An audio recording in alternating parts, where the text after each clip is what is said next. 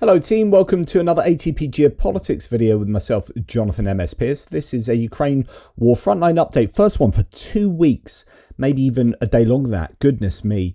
The last one was on the 6th, which would have been probably a map update earlier than that. So it's been a long time and I do apologise for that.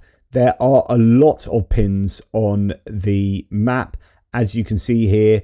Actually, the closer we get in, well, it looks like there are a lot of blue pins, but actually there are a lot of dark red pins, which indicate that the Russian defensive line has moved forward. Dark sort of cherry red pins suggest that of the two mappers, Syriac maps, a pro-Russian mapper, suggests that Russians have moved forward. The dark blue suggests the Ukrainians have moved forward for the same mapper, and then the lighter ones, like that light pink there, suggest that the Ukrainians have moved forward, according to Andrew Perpetua and his map. So there's a synthesis of two maps. I have not been keeping too much of a close eye on the front lines because my head has been so full of geopolitics and whatnot. So we are going to rush through this fairly quickly, even though there are huge amounts of changes.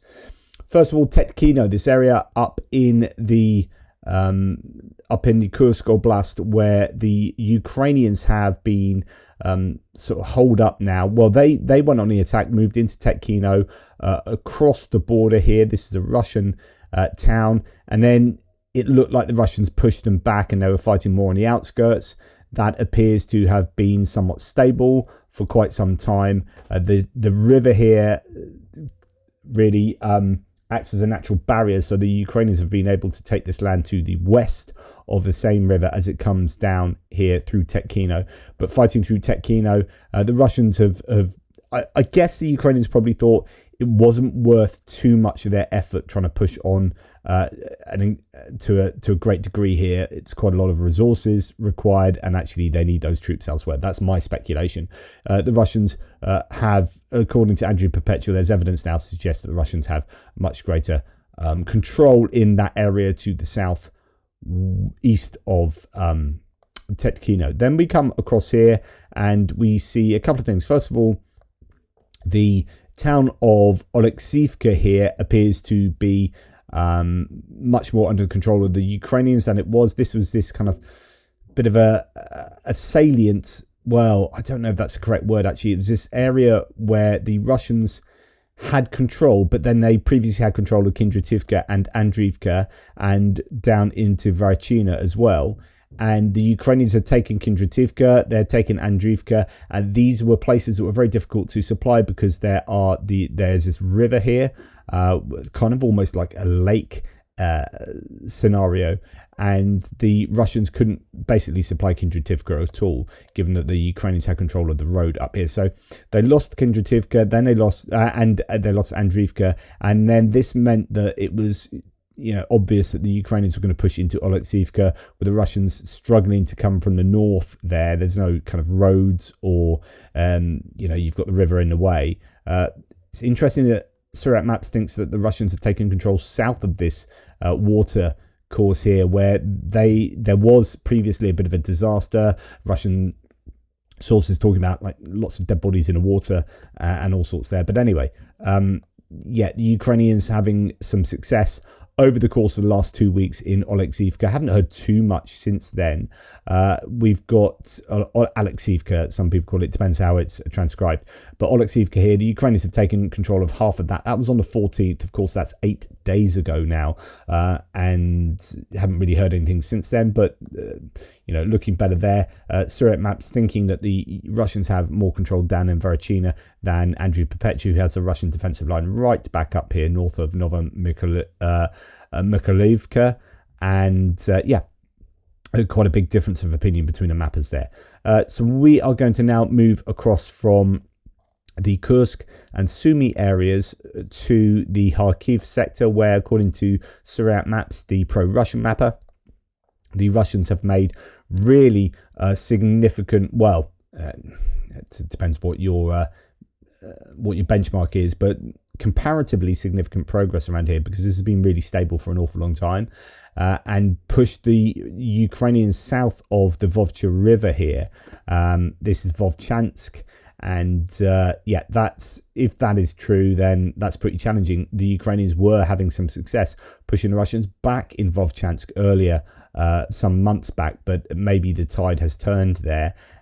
We also see a few gains for the Russians in this northern Kharkiv area to the west of the Oskil River, according to Soviet maps. And then when we come down to Kupiansk, interesting that the Ukrainians have pushed the Russians back, according again to Soviet maps, in the northern part of the Kupiansk area, but actually largely the Ukrainians are under the Koshi in Kupiansk, and it is very challenging indeed. Kyiv Independent reported back on the 15th that evacuation zone has expanded in Kharkiv Oblast as Russian forces advance near Kupiansk. In total, 601 children and 409 families are to be relocated to safer areas, and I'm sure that's more now, as that would have been ongoing. So it's not looking too good in Kupiansk, but I haven't heard a great deal from there for a few days. And then various sort of changes. In fact, this is something Soviet Maps claims here, something that is a little frustrating, because the Ukrainians had done a really good job of constraining the Russians as they got to the Oskil River around this Krulia-Kivka area. There's this settlement, Kolesnivka, up here. The Ukrainians have been pushing down south there and up north here, as well as putting the Russians under pressure in Lazova area, which is just over here. But the Russians seem to have taken some land back. But again, that's only according to Soviet maps. So that he goes on whatever the Russian MOD states. So everything needs to be taken with a pinch of salt.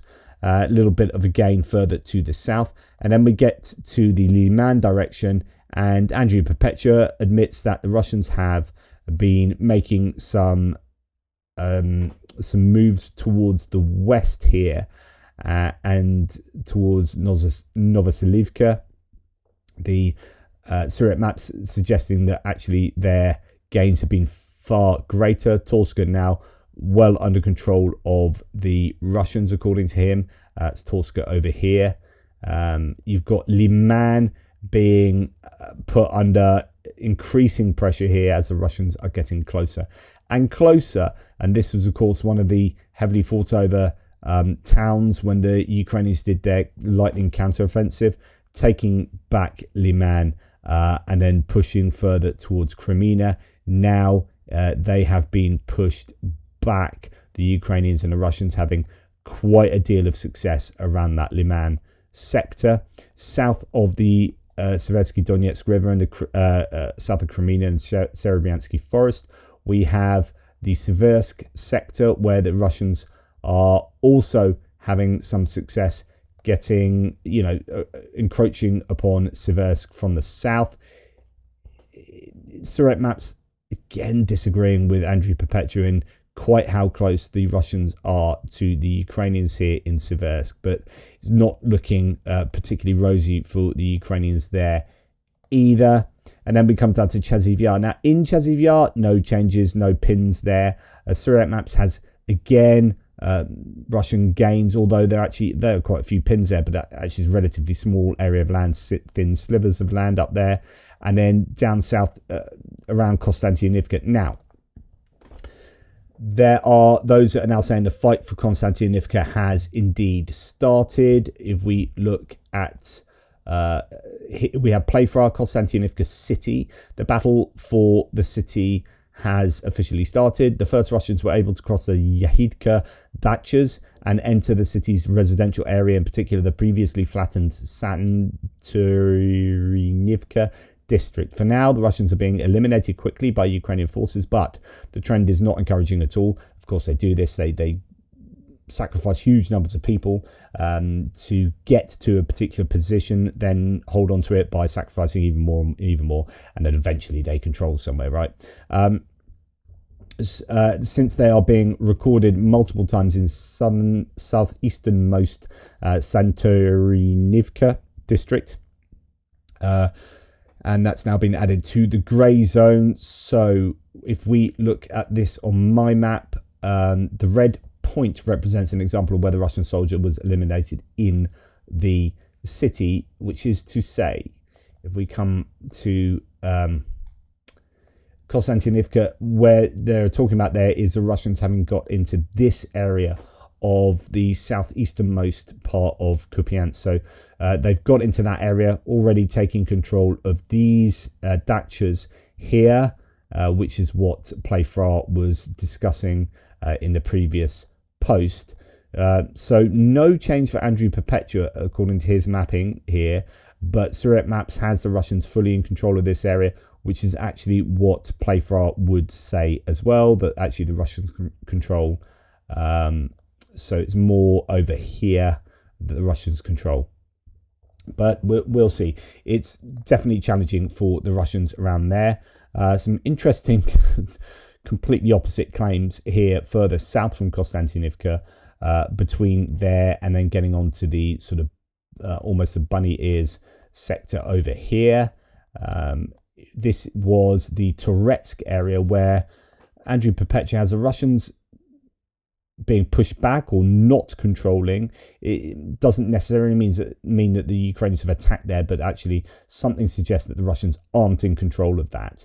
On the one hand, we have Surret Map saying the Russians are making these advances, quite widespread advances towards the southeast of and the south of Kostyantynivka. And on the other hand, we have Andrew Perpetua saying the Ukrainians have pushed the Russians back, or the Russians aren't in control of areas way further to the south of there, kilometers to the south. So, what's going on here is possibly very contradictory, but that's the nature of these two mappers. And in fact, you can see Andrew Perpetua's defensive line coming down here looks wildly different from Surret Maps' Russian defensive lines. And this is where the Russians are able to effectively, like how I would understand defensive lines, is they can much better supply troops that are behind this blue line in this case, according to Andrew Perpetua. Although I say that with drones being everywhere, supplying places even even places that you like obviously control is very difficult, and people are often hiding in bunkers, in tree lines and basements. They don't want to move because drones will get them, but nonetheless, they robustly control these areas. And then you have this grey zone, and then you have the Ukrainians controlling robustly areas back here. It could be a disagreement over the grey zone. It could be a disagreement outright on who controls what here. But you can see Surret Maps has the orange line, which is way further to the north here in the northwest from what Andrew Perpetua states. And then as we come along here, you quite often see this with Surret Maps, which is claiming the Russians control more area than they really do, and then something that is incontrovertible as far as evidence is concerned comes out, a video of Ukrainians in a particular place, and then begrudgingly these blue pins come out. It doesn't necessarily mean that the Ukrainians are attacking back here. That's kind of what I was saying over here. What it means is there's now evidence to suggest that actually the Russians don't control that area, and that's quite common for Surret Maps because he's very overzealous with believing what the Russian MOD say. Nonetheless, it is pretty chaotic around this whole bunny ears sector, and as you can see, Surret Maps seems to think that the Russians control an awful lot more of here than Andrew Perpetua, although south of there, Andrew Perpetua is agreeing that the Russians are making gains going towards really the northern part of the Pokrovsk sector, trying to get to this road to properly cut off the Ukrainian supply into the town, which is now being fought over kinetically, inside Pokrovsk. Andrew Perpetua more likely sees the whole place as grey zone, is not ready to cement down Russian control there. But I mean, you can see it's pretty chaotic. This is 2 weeks worth of movement, though, but differing claims, wildly different claims over what's going on in Shakova and down in Volodymyrivka. Then you've got these areas that Ukraine has supposedly taken control of previously, Mayak and Pankivka, and then they were supposedly at one point in control of Nikhanorivka, and indeed Boykivka as well, going on to Novotoretska. So this was one of the areas, let's do some drawing here. This is where Ukraine had attempted to cut the Russians off by connecting these two areas, coming in through there and then coming up through here and cutting them off there. And then you had, I think, them cut off up here as well. So you had Russians in this northern bunny ears area and in this middle area here. And then there was talk about them coming up through Rosina, the Ukrainians, and cutting the Russians off in a third area here. However, it looks like the Russians have piled in loads of troops to stop this from happening. And it's kind of unclear as to exactly what is going on in this whole area there. It's probably a lot more dynamic than mappers will accept, I guess. We have Playfar talking us through, although that's the 19th, it's not too long ago. For Pokrovsk city, in the last couple of weeks, the situation worsened significantly for the Ukrainian defenders. Tight street battles in most of the city. Russians are almost everywhere. Situation is critical. Stabilization of the situation is not expected this time. And Pokrovsk and Mechanized are approaching the inevitable, according to the Ukrainians themselves. Further, according to info from the field, Ukrainian forces are continuing to fight, and information that I often saw regarding a complete rout of the Ukrainians does not correspond to reality. Russians are making very heavy use of their FPVs and try to encircle the Ukrainians. Russian drones also force Ukrainian forces of some units to walk for 20 kilometers to reach the city and or to get out. All of this with dozens of kilograms of weight. The only way to mitigate this problem is using new routes every time, but reconnaissance has to be conducted, and Russian FPVs are not less there either. So yeah, drones are prevalent everywhere. The claim here is that essentially the whole of Pokrovsk is a grey zone. We'll go here before we go up to the bunny ears. So this whole area is, Andrew Perpetua would much, I think, more safely say, as you can see here, saying that, okay, the Russians control this area of land leading up to the south of the city through some of these kind of datches. But the rest of this, I mean, there is just a lot of fighting going on. Surat Maps making a claim that the Russians control vast amounts of the land around Pokrovsk, particularly to the southwest and indeed to the southeast here.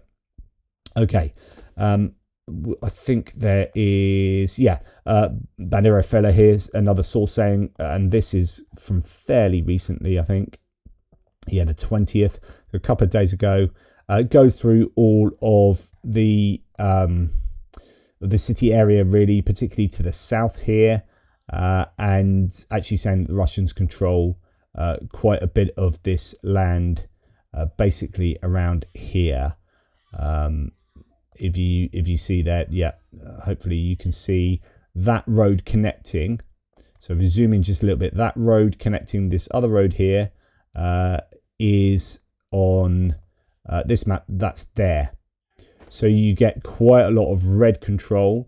But interesting that there is this kind of area of Ukrainian control further to the south. So I hope troops aren't getting cut off and whatnot. You can see that here as well.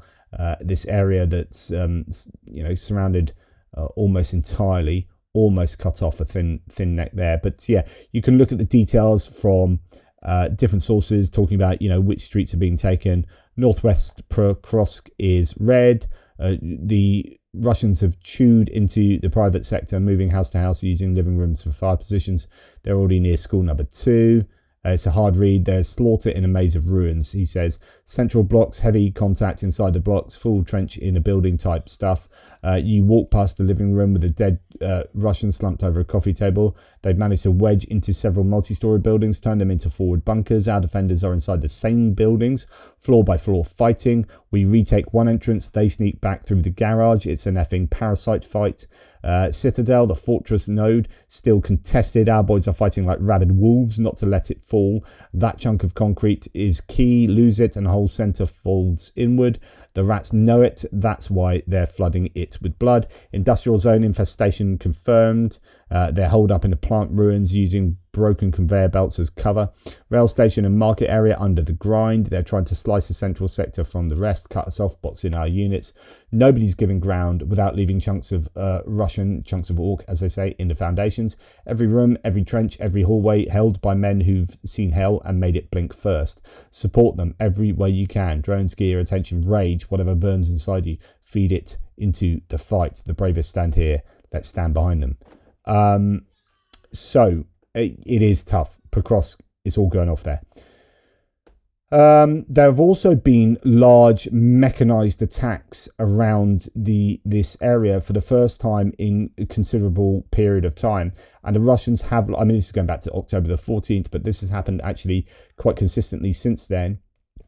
We have, and down in Malotokmachka area on the Zaporizhia front line, but there were, first of all, attacks around the Pokrovsk Myrnohrad area, and indeed towards Kostyantynivka, so as well. So, the Russians are really trying to hit the Ukrainians, I think, with everything, and luckily those sorts of attacks, I think, are easier to deal with. You get big kind of open road convoys of Russian vehicles is just fairly easy for drones to take out. When you've got lots of people moving through tree lines, woods, buildings, datchas, they're much more difficult to take out. And those predominantly infantry-led attacks, I mean, that's what happened in Bakhmut. The Russians took Bakhmut with very, very little mechanized equipment. Really, it's very much an infantry-led thing, and that's what you're going to see in a lot of these places, predominantly because the Russians have run out of much of that kit. Okay, now let's go on to the bunny ears. So over time, there were lots of different claims. Mechanized was the Ukrainians advanced north of there. Different claims advancing northeast of Novi Shakov. Changes to the Dobropillia sector. The Ukrainian forces pushed out remaining Russians from Volodymyrivka and advanced into Mayak. That was back on the 14th, right? So all of these claims around, almost 10 days ago, 8 days ago, you had Ukrainians. I'll talk about these different places. So you got Nova Shakova, that's here. You've got Nikhanarivka there. You've got Mayak here. And Volodymyrivka there. So the idea that the Ukrainians were making gains around some of these places, but it's quite dynamic. The Russians could well, in that intervening time period, have taken control back from the Ukrainians. And then 15th, after a long pause, Russians have resumed attacks supported by columns of armoured vehicles. That's what it's saying. They tried to reach their forces north of Pokrovsk, but were destroyed long before they reached their intended destination. Around 12 Russian vehicles have been destroyed. But of course, the claims were also that actually they did reach their peaks with some of the, although it was an absolute disaster just by looking at the sheer volume of both equipment and personnel who were lost. They also succeeded in getting some of those vehicles to the end destination and alighting and finding their troops. Ukrainian forces advanced west of Chasiv Yar and east of Novoshakhove, and that was on the 15th there. So this bunny ears area to the north and in the middle, the Ukrainians were pressuring. That's a week ago. Then we had this on the 15th as well. Armed Forces of Ukraine advanced near Chasiv Yar and Novoshakhove. Planned gradual clearing of the surrounding area is underway, and Russian invaders who do not surrender will be eliminated, was the claim. And then much more recently, this is from today, reports that the Ukrainians are advancing in Dobropillia. That's north of Chasiv Yar, and it looks like Novoshakhove as well. It looks like they're having some success there. So the latest, and actually Surat Maps is in agreement to some degree with this, the latest is that the Ukrainians are actually putting some pressure back on the Russians in this sector. So that was today. And then we hear, this is just literally hot off the press from tonight. Soldiers of the 132nd Reconnaissance Battalion, 7th Rapid Reaction Corps of the Air Assault Forces raised the Ukrainian flag over Chasiv Yar, where Russian units had long been encircled after the Dobropillia breakthrough. They also captured over 50 Russians. So this is quite significant there. Playfra says, correction on a Dobropillia sector. Oh no, sorry, that wasn't. No, it was just this one, but there are quite a few people talking about that. I'd like to see if there's a geolocation for that flag. I'm sure there is somewhere, because it would be quite nice to know exactly where the Ukrainians are. But Chasiv Yar is here, so one assumes that they are somewhat in control of at least the north maybe pushing down into the center, maybe clearing it all out. So Suriyat map is most likely incorrect here, and it's probably a lot more dynamic. It's probably a lot more grey zone. So when you see maps like this, that's probably somewhat more accurate, which is, you know, a lot of grey zone rather than one big contiguous area of Russian control there, and likewise here too. So that is good news just happening today in Chasiv Yar. Excellent stuff. And 50 prisoners being taken is a pretty significant number there. So why was I including this? Oh, yes, it was talking about just how they're doing the attack. So this is in the Dobropillia area around Mayak. So this was going back to the 14th. But it was like Russian forces constantly trying to seep in and penetrate in the outermost basements, but do not achieve success except 2 to 3 pairs that reach Mayak and hide.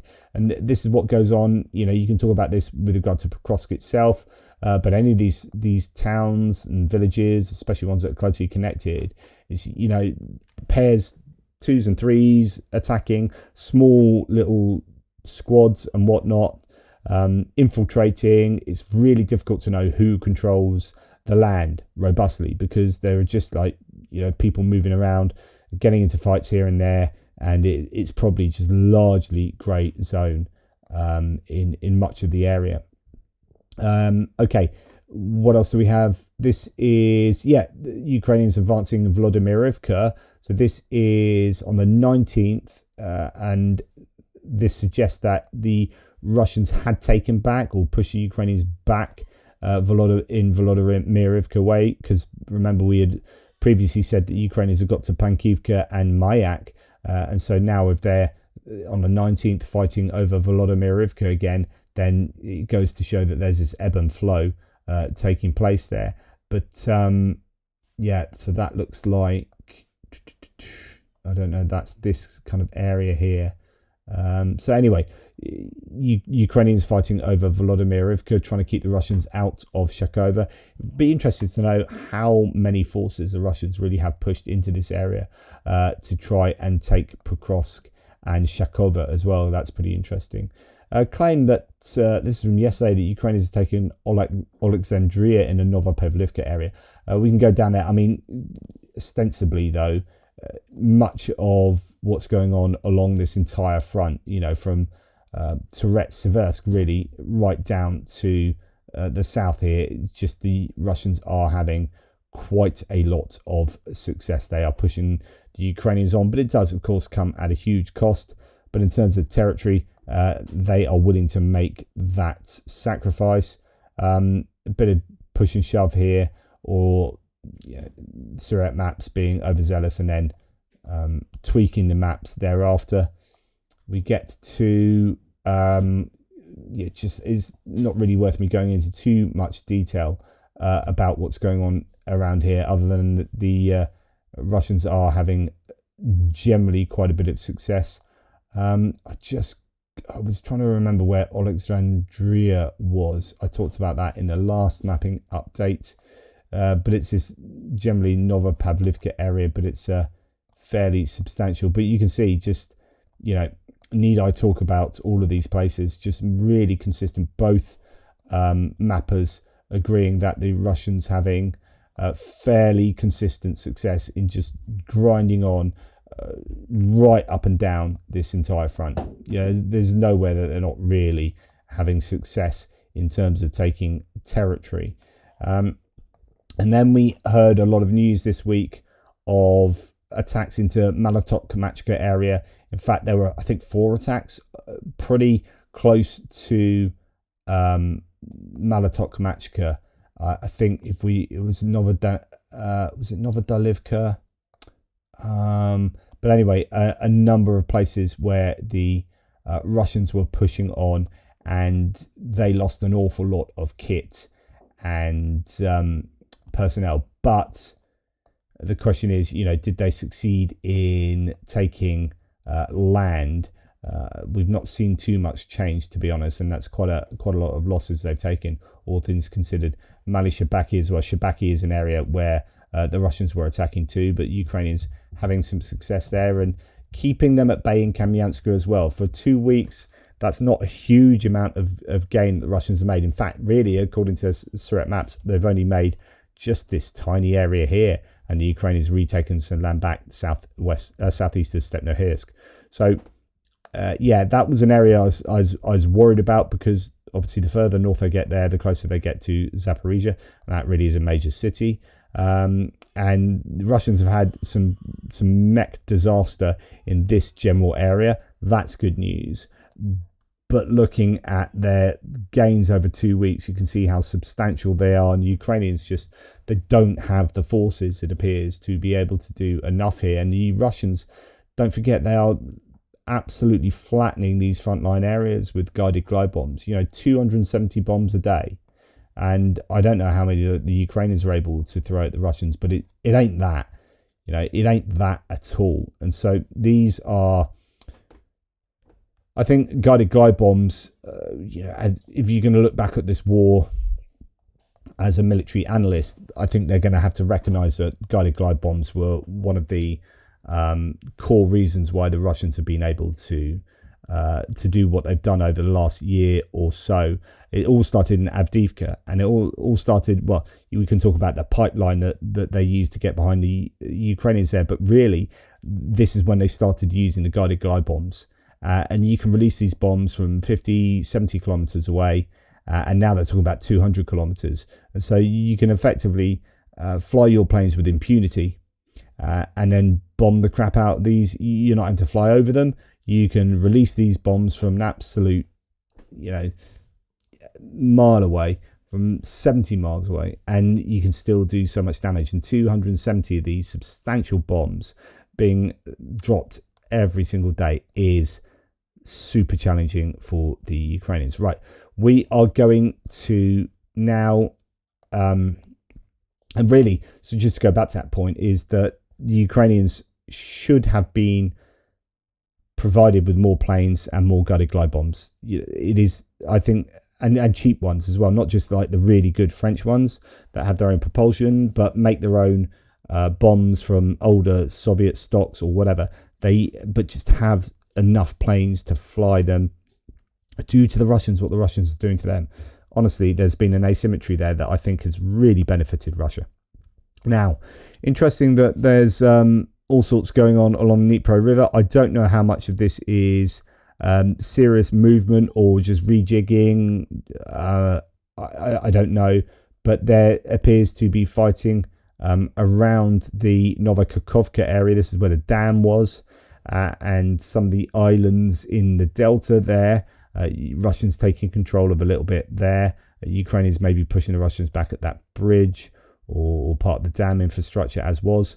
And then in the delta here, Surat maps suggesting the Russians are having some joy in taking quite a few areas along the delta here. But yeah, I don't know how accurate that is. A lot of pins here, not really sure how justifiable all of these pins are, what they quite mean. It is quite dynamic around here, and the Russians have been losing a lot of troops in this area by their own admission, at least according to units and video testimony from people fighting down here. It's pretty horrific. It has been for a long time. You heard stories here of troops, sabotaging their own boats so they don't have to get sent out on suicide missions, shooting themselves in the leg, all these kind of things to stop them having to fight. This is not a pleasant area to fight when you're talking about marshes and water and boats. And of course, when you're in a boat, generally it's flat and open, right? The river is quite substantial. You can try and scoot down the side of the river, but essentially you are easy prey for drones. You can just be very easily seen. Boats leave a wake, so on and so forth. So movement around here, I think, is conducive to being spotted, acquired as a target, and being hit. So I imagine it's just horrible to fight in the Dnipro River Delta. Anyway, that's my synopsis of what's going on. Yeah, this is from Oleksandriia. I didn't find that in the end. Let's go and find that for you. Okay, so on this map, it's labelled as Oleksandriia, but that appears to be Oleksandriia here. That's the area we're talking about, and you can see just a huge difference in mapping here. So this is what this particular mapper says. And near Oleksandriia on the Kupiansk direction, the Russians repelled the position of Ukrainian fighters south of the village and took 2 of our fighters prisoner. Later, another group of fighters launched a counterattack, recaptured the position and freed the prisoners. As a result of the counteroffensive actions of the armed forces of Ukraine, it was possible not only to retake the captured positions, but also to advance significantly forward, regaining control over a large part of the territory near the village. Okay, so that is to suggest that the large part of this is under Ukrainian control, which is to say, none of this is under Russian control, but Surat Maps has a completely different interpretation. That has all of this under Russian control, even though, this has been, geolocated and whatnot.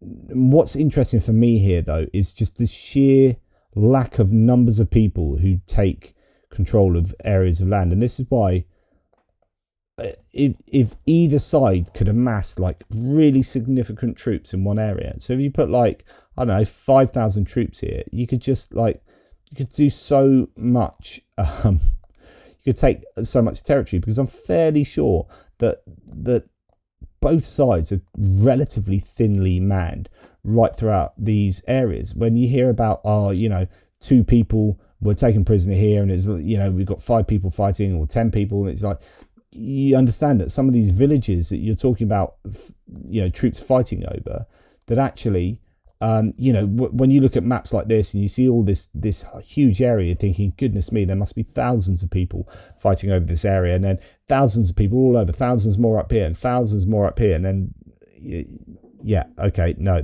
that's not happening. So I think often, and I'm not talking about, say, Pokrovsk, this area where there's a real concentration of troops, but there'll be areas of the front line where you're thinking, really quite how many troops are being involved in fighting here.